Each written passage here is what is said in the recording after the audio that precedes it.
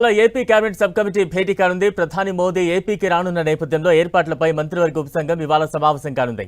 ఈ సమావేశంలో మోదీ పర్యటన ఏర్పాట్ల కోసం తీసుకోవాల్సిన జాగ్రత్తలను చర్చించినట్టు తెలుస్తోంది. ఇప్పటికే మోదీ పర్యటన నేపథ్యంలో ఉన్నతాధికారులు కసరత్తును ప్రారంభించారు. ప్రధాని పర్యటనను విజయవంతం చేసేందుకు ప్రభుత్వం 31 మంది ఐఏఎస్, ఐపీఎస్ అధికారులను కేటాయించింది. రాష్ట్ర స్థాయి నోడల్ అధికారిగా జి వీరపాండ్యన్కు బాధ్యతలు అప్పచెప్పింది. పీఎం కార్యాలయం ఎస్పీజీ సీఎంఓతో సమన్వయం చేసుకోవాలని ప్రభుత్వం ఆదేశించింది. మోదీ రాక నేపథ్యంలో అమరావతిలో 5 లక్షల మంది బహిరంగ సభకు హాజరయ్యేలా భారీ ఏర్పాట్లు చేస్తున్నారు. పీఎం హెలిప్యాడ్ దిగే దగ్గర నుంచి బహిరంగ సభాస్థలికి వచ్చే వరకు అడుగడుగునా ఆయనకు ఘన స్వాగతం పలికేలా ప్లాన్ చేస్తున్నారు.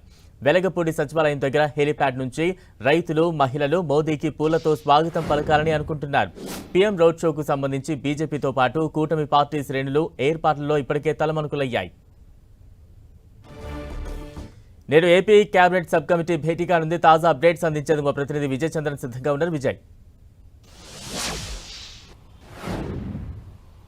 ఈరోజు మధ్యాహ్నం 2 గంటలకు ప్రధాని నరేంద్ర మోడీ రాజధాని అమరావతిలో పర్యటించడానికి సంబంధించినటువంటి వ్యవహారాలన్నిటి కూడాను సక్రమంగా జరిగేందుకోసమని చెప్పేసి ఏపీ ప్రభుత్వం ఒక ఆర్గనైజింగ్ కమిటీ ఏర్పాటు చేయడం జరిగింది. దీంట్లో 3 పార్టీలకు చెందినటువంటి మంత్రులకు కూడా బాధ్యతలు అప్పగించడం జరిగింది.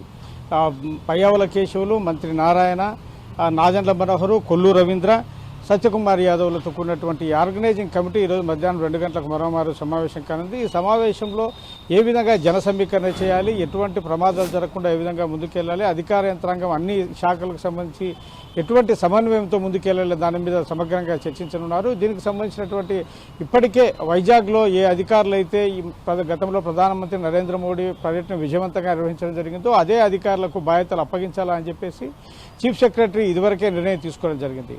చీఫ్ సెక్రటరీ పలుమార్లు ఇప్పటికే దీనికి సంబంధించినటువంటి రివ్యూలు చేయడం జరిగింది.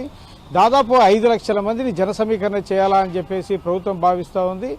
ప్రధానమంత్రి నరేంద్ర మోడీ సభకు హాజరయ్యేంత వరకు కూడాను ఏ విధంగా ఆయనకు స్వాగతం పలకాలి, రోడ్లకు ఇరువైపులా ఉండి ఆయనకు ఘన స్వాగతం పలకడంతో పాటు సభను విజయవంతం చేసేందుకోసం అని చెప్పేసి ఇప్పటికే 3 పార్టీలకు చెందినటువంటి నేతలందరూ కూడాను సమన్వయంతో పనిచేయడం జరుగుతూ ఉంది. దీనికి సంబంధించి ఆయన గతంలో ఈ రాజధాని అమరావతి శంకుస్థాపన ఆయన చేతుల మీదుగానే జరిగింది. గడిచిన 5 సంవత్సరాలుగా అంటే దాదాపు 5 సంవత్సరాలుగా 9 నెలలుగా అంటే జగన్మోహన్ రెడ్డి ప్రభుత్వం వచ్చిన తర్వాత ఏ పనులైతే ఆగిపోయాయో వాటన్నిటిని కూడాను మళ్ళీ పునఃప్రారంభించేందుకోసము ఏపీ ప్రభుత్వం నిర్ణయం తీసుకోవడం జరిగింది. అంతేకాకుండా రాజధాని అమరావతిని 3 ఏళ్లలో పూర్తి చేయాలని చెప్పేసి ప్రభుత్వం భావిస్తూ ఉంది. దీనికి సంబంధించి అప్పులు తీసుకునేందుకోసము కేంద్ర ప్రభుత్వం సహకరించిన నేపథ్యంలో మళ్ళీ నరేంద్ర మోడీ చేతుల మీదుగానే ఈ పనులు గతంలో అయితే ఆయన చేతుల మీదుగా శంకుస్థాపన జరిగింది. ఇప్పుడు కూడా ఆయన చేతుల మీదుగానే పునఃప్రారంభానికి సంబంధించినటువంటి ప్రారంభోత్సవ కార్యక్రమాలు కూడా చేయాలని చెప్పేసి చంద్రబాబు నాయుడు నిర్ణయం తీసుకోవడం జరిగింది. వచ్చే నెల 2వ తేదీన ఈ కార్యక్రమం ఉంటుంది. దీనికి సంబంధించినటువంటి అన్ని ఏర్పాట్లను అధికార యంత్రాంగము అంటే భద్రతా ఏర్పాట్లు అయితేనేమి, ప్రమాదాలు జరగకుండా అయితేనేమి, జన సమీకరణ అయితేనేమి, ఎక్కడా ఎటువంటి లోటుపాట్లు లేకోకుండా చూసేందుకోసము అన్ని ఏర్పాట్లు చేసేందుకోసం ఈరోజు ఆర్గనైజింగ్ కమిటీ మరో సమావేశం కానుంది. అంటే విజయ్, ప్రధాని మోదీ ఎంతసేపు ఏపీలో పర్యటించబోతున్నారు? అమరావతి రాజధాని ప్రాంతంలో అంటే ఏపీకి వచ్చినప్పటి నుంచి ఆయన తిరిగి వెళ్లేంత వరకు ఎటువంటి జాగ్రత్త చర్యలు ఇక్కడ తీసుకోబోతున్నారు? ఎటువంటి కార్యక్రమాల్లో ఆయన పాల్పంచుకోబోతున్నారు? ప్రధాని నరేంద్ర మోడీ అంటే ఆ రోజు సాయంత్రం 4 గంటలకు ఆయన షెడ్యూల్ ఖరారైంది.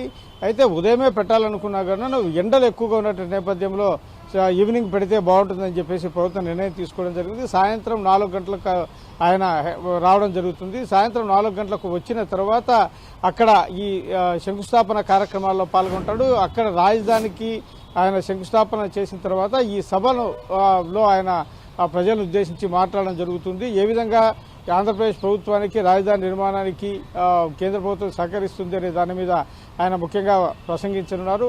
అయితే నరేంద్ర మోడీ వచ్చిన తర్వాత గతంలో అయితే కనుక కుండెను బట్టి పిడికెడు బట్టి కుండెను నీళ్లు తీసుకుని వచ్చాడని చెప్పేసి గతంలో పెద్ద ఎత్తున ఆరోపణలు వచ్చిన నేపథ్యంలో ఈసారి ఆయన ఏ విధంగా ఆ వరాలు ఇస్తాడనే దాని మీద ఆసక్తికరంగా మారింది. ఎటువంటి ఆరోపణలు లేకుండా ఈసారి రాష్ట్ర ప్రభుత్వానికి సంపూర్ణమైనటువంటి సహకారం అందిస్తారు రాష్ట్ర అభివృద్ధికి, లేకుంటే కనుక రాజధాని నిర్మాణానికి అని చెప్పేసి చాలా మంది ఆశాభావం వ్యక్తం చేస్తున్నారు. ఈ కూటమి ప్రభుత్వం కూడా రాష్ట్రంలో అదే ఆశాభావంతో ఉంది. Right, thank you Vijay.